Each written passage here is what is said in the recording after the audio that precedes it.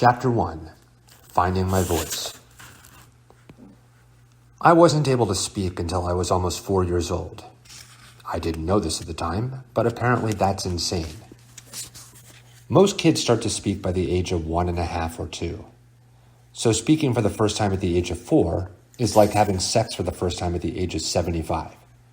You can do it, but no doctor recommends it.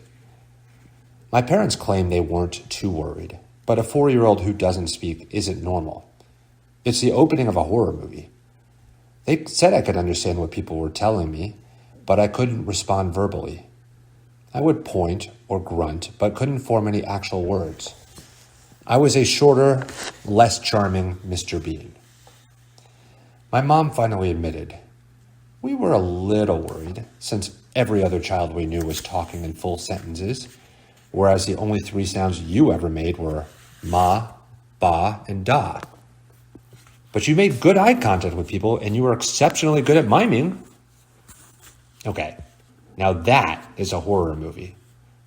A 4-year-old staring you dead in the eyes and miming while repeating ma, ba, da until blood pours out of his eyes?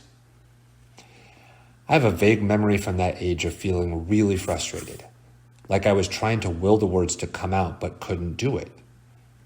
It felt like trying to talk underwater or rap in outer space. My mom said I would get angry a lot and lash out. You very much identified with He-Man at the time, she said. So if other kids were communicating with words, you tended to respond with violence. Not sure if that was the message behind He-Man. Use the power of Grayskull to defeat the power of words. Silence your friends with your fist and punch your way to justice.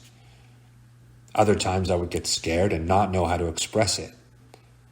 My mom said that when a fire alarm went off, I grabbed her hand and mimicked the sound of the alarm. Then I pointed to my heart like, it's making my heart beat faster because I'm scared. I might have been a chimpanzee.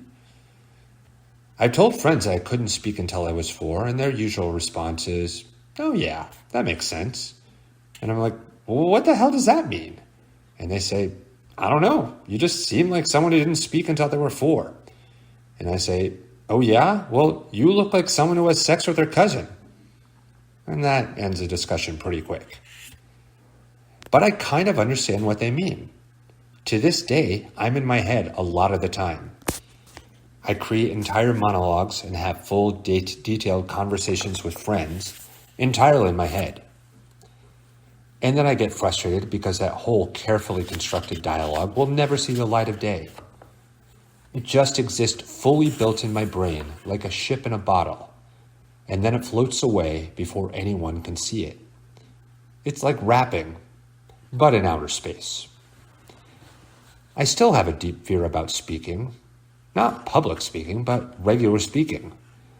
Once I get going, I'm okay, but it's starting to speak that's the problem. I've noticed that I say a lot in conversation before I speak, and it's because I'm stalling to let my words catch up with my brain. It's like a pinwheel spinning on a computer, waiting for me to locate the information somewhere in my mind. Want to go out for lunch? And don't go in the kitchen, it's on fire. I even get scared when the phone rings because I think, I'm not ready to speak yet and I haven't figured out what to say. But when I push through that fear and start saying words, I'm instantly relieved. That's why answering the phone and talking to another human still feels like a huge psychological accomplishment. That's why I currently have 254 unlistened to voicemails. The oldest is a call from Omaha Steaks in 2007. That's also why I loved performing, even as a kid. It forced me to speak with conviction and to express emotion in what I was saying. If I didn't have an outlet as a writer and as a performer, I don't know what I would have done. It would have been like trying to rap, but in outer space. Sorry, I'll stop. I'm always happiest when I don't have time to think or plan ahead. If I'm on stage and someone yells something from the audience and I just have to react, that's when I'm most comfortable. Or when I wake up in the morning next to my future wife and we can talk and joke around while I'm still half asleep and not paralyzed by my own thoughts yet. An ex-girlfriend gave me some great advice. You need to say what you're thinking a lot more and not be afraid of being judged or being inarticulate or offensive or even boring. Being boring is what I fear most, so I tend to keep a story or a joke in my head until it's ready to tell other people. Sometimes this is good because the story might be better by the time I relay it, but a lot of times it's bad because I could have just blurted it out and found the funny part of the story in real time. The more I get it outside my head and onto a stage or page, huge rhyme alert, the better off I am. When I was 4, however, my parents weren't worried about my future career as a performer. They were worried about their child not saying a single word. And that's when they sent me to Staten Island University Hospital to work with a woman who saved my life. I remember my speech therapist as this glowing blonde angel who started pulling words out of my brain.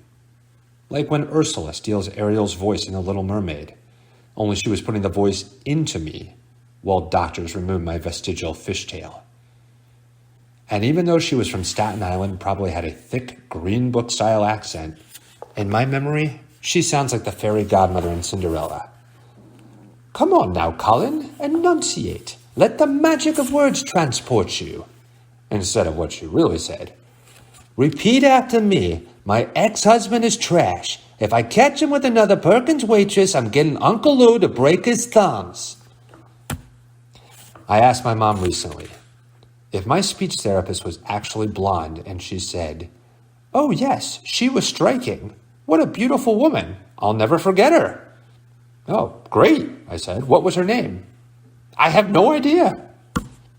Now, in fairness, my mother suffers from giant Irish family syndrome, where she can't even remember her own children's names without cycling through multiple cousins first. "Hey, Sean.